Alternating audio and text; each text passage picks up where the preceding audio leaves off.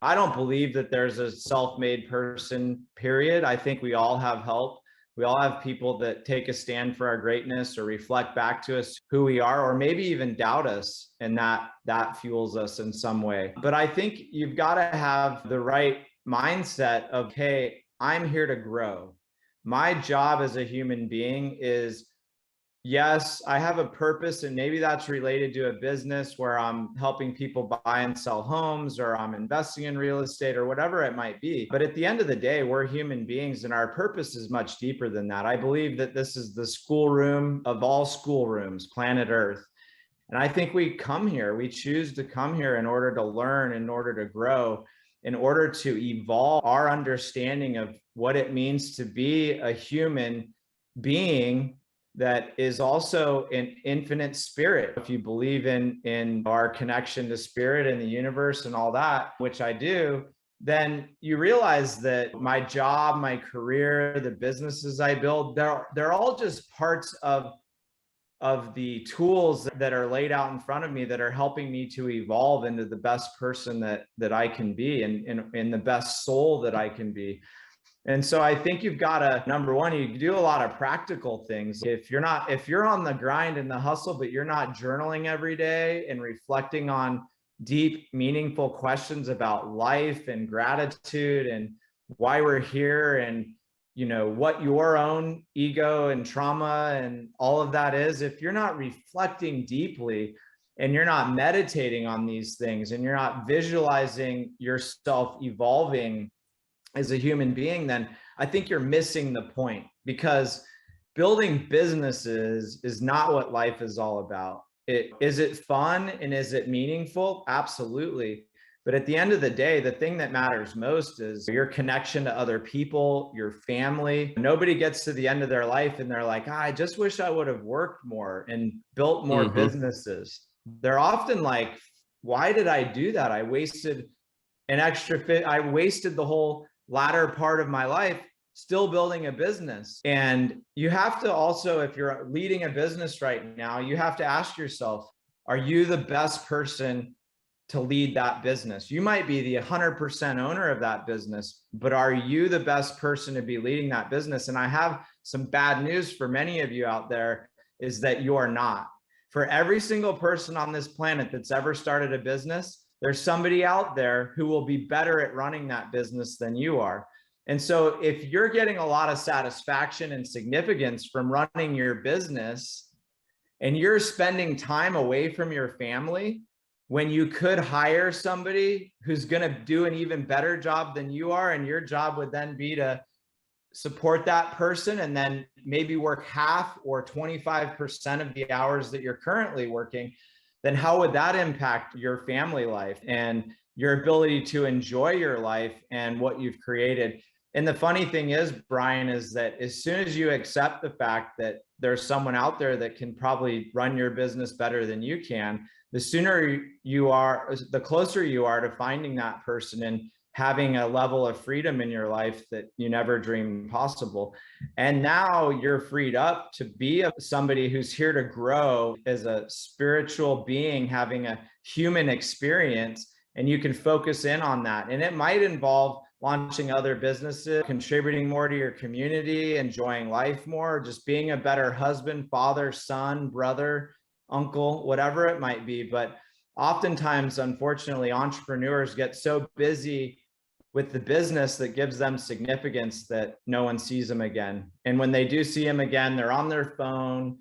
They're always having to be busy because that's where they're getting this sense of accomplishment from. And unfortunately, at the end of their lives, they're going to wish, I believe, they're going to wish that they had spent more time just living the life that they wanted to live, instead of trying to hustle and grind their way to the next dollar or next $1 million, whatever it might be.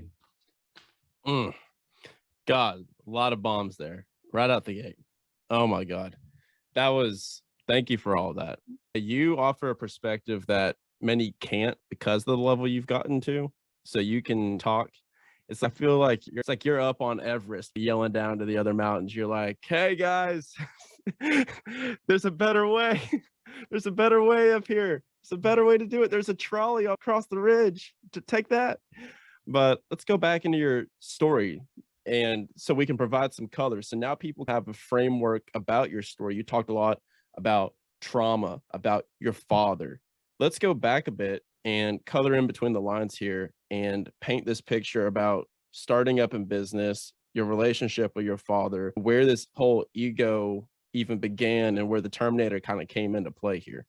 Yeah, I graduated college thinking the last thing I would ever do is want to go work with my dad. And yet I saw the opportunity in real estate and got my license. And I thought, oh, I'll just go work for him part-time until I get some sales popping, and then I'll pursue my career that way. And then I started looking at the opportunity that my dad had just received from Keller Williams to develop the Pennsylvania, New Jersey, and Delaware region for them.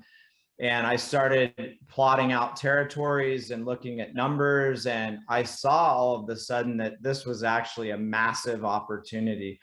And so I decided to move from Colorado out to Pennsylvania and take on growing that region full time. So all I did for the first 2 to 3 years really is just prospect and cold call top real estate agents, and then get them to come and meet with me. And oftentimes when I would meet with them, they would be like, who, like, really? Oh my gosh. Like that, like their jaw would drop a lot of times in the initial meeting, because they didn't expect a 22-year-old kid to be the person sitting across from them saying, I have a life-changing opportunity for you. And yet I was still able to convince many people to join Keller Williams and start these franchises. And after my dad realized that I was getting after it, I really was passionate about this, and I was also getting the results that I needed, my dad started to slowly let me take the reins of everything. And I'm really blessed that he did that. And also, he's very blessed that he did that, because he got to retire early and go live his life. He got to stop chasing and, like we've talked about, and start living and start enjoying what he had created. And then I just got busy building the business. And I was the youngest art regional director in all of Keller Williams at the time when I started. And I also became the youngest regional owner when I officially took over. And so I was always a late bloomer. And now here I am way ahead of the pack in a lot of ways. And it was beautiful because I was at the ground level of something that eventually would become the #1 real estate company in the world. And I got to watch how that would work and be a part of growing that and see it all come together. And it's priceless. We could spend hours and hours just talking about all of the business lessons and what I've learned from Gary Keller and all of my mentors, my father, Bob Klinsky, David Osborne, all of these guys that and gals too, that just taught me how to be a business leader, how to think like a business person, and how to actually go out and create a vision that people are inspired by and have them join forces with you in that vision. And but it was an amazing opportunity. I feel really blessed to have that opportunity. And a lot of the reasons why I do a lot of the work I do with families and entrepreneurs who are parents is because, being a second generation entrepreneur, I realized that my kids are going to have quite the burden on their hands. And a lot of people would say, what burden? Like, they have this opportunity to inherit or have access to a lot of wealth. And yet that could be a really scary thing if you don't know what you're doing. And so I'm really passionate about families and about the real estate business as well, because it is, in a lot of ways, for people is a family business. And you see a lot of that husband and wife teams, father, sons, mothers, daughters getting into this business.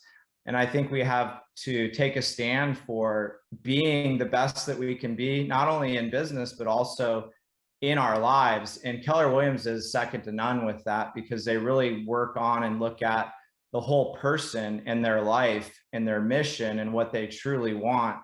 And then real estate just becomes a vehicle to get there. And so I've really become a good student of that. And I've applied all the things I've learned. And it led me to where I am today, where not only do I have the Keller Williams business, I'm a co-founder with GoBundance, which is also a huge business.